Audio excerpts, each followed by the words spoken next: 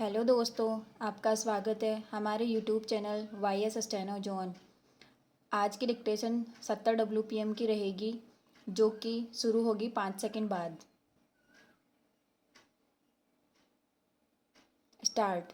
परिवादी ने अपने अधिवक्ताओं के माध्यम से दिनांक 17/6/2022 को अभियुक्त को उसके निवास के स्थायी पते पर सूचना पत्र रजिस्टर्ड एडी डाक एवं साधारण डाक से भिजवाए गए सूचना पत्र दिनांक 18/6/2022 को प्राप्त कर पढ़ने के बाद अभियुक्त परिवादी को मिला और सूचना पत्र मिलने की जानकारी देकर रुपयों की शीघ्र अदायगी करने का मौखिक आश्वासन देकर किसी प्रकार की कानूनी कार्यवाही नहीं करने का मौखिक निवेदन किया। विराम। लेकिन अभियुक्त ने सूचना पत्र प्राप्ति से अंदर मियाद 15 दिनों में वह अब तक परिवादी को किसी भी प्रकार से रुपयों की अदायगी नहीं की और सूचना पत्र का भी किसी प्रकार का कोई लिखित जवाब नहीं दिया गया। विराम।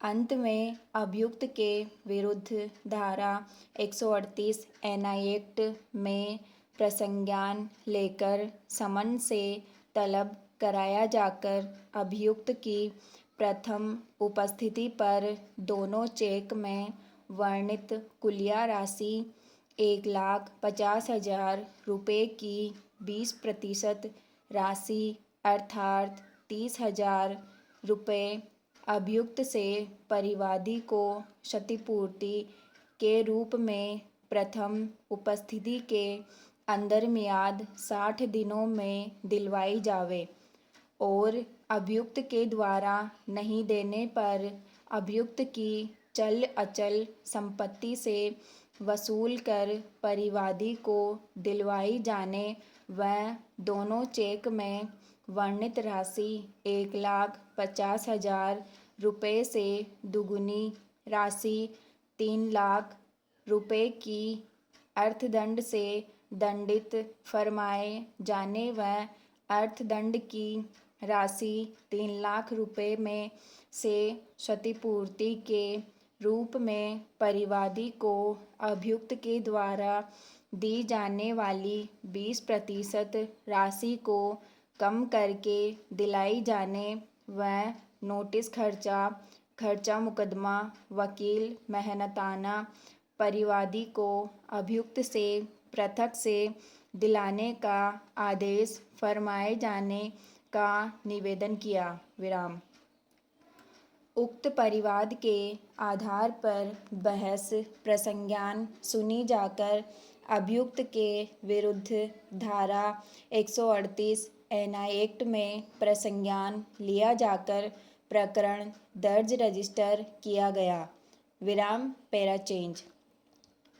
अभियुक्त को धारा 138 NI एक्ट का आरोप सारांश मौखिक रूप से परिवाद व संलग्न दस्तावेजात के आधार पर सुनाया समझाया गया तो अभियुक्त आरोप अस्वीकार कर अन्वीक्षा चाही। विराम। जिस पर साक्ष्य परिवादी प्रारंभ की गई। विराम। Para change. दौराने विचारण उपरोक्त वर्णित सूची अनुसार गवाहों को परीक्षित करवाया गया तथा दस्तावेजी साक्ष्य में उपरोक्त वर्णित सूची अनुसार दस्तावेजों को प्रदर्शित करवाया गया। विराम। अभियुक्त के कथन धारा 313 दंड प्रक्रिया संहिता के तहत लिए गए, जिसमें अभियुक्त ने अपने विरुद्ध आई अभियोजन साक्ष्य को गलत होना बताते हुए कथन किया कि मैंने दोनों चेक पर हस्ताक्षर कर परिवादी को सिक्योरिटी पेटे दिए थे। विराम। जो दोनों चेक खाली थे, विराम। परिवादी ने दोनों चेकों का दुरुपयोग किया है, उसे झूठा फंसाया गया है, विराम। साक्ष्य प्रतिरक्षा पेश करने का अवसर दिए जाने पर अभियुक्त ने साक्ष्य प्रतिरक्षा पेश करना चाहा, विराम। Para change.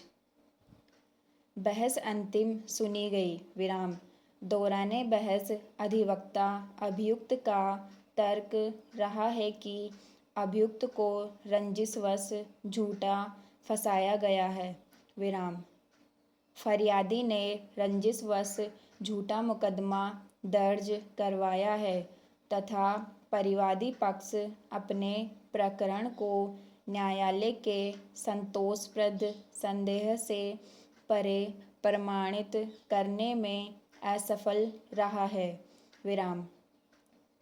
अंत में अभियुक्त को दोषमुक्त घोषित किए जाने का निवेदन किया, जिसके विरोध में परिवादी अधिवक्ता ने तर्क दिया कि पत्रावली पर उपलब्ध मौखिक व दस्तावेजी साक्ष्य से अभियुक्त के विरुद्ध आरोपित अपराध संदेह से परे साबित होता है, विराम।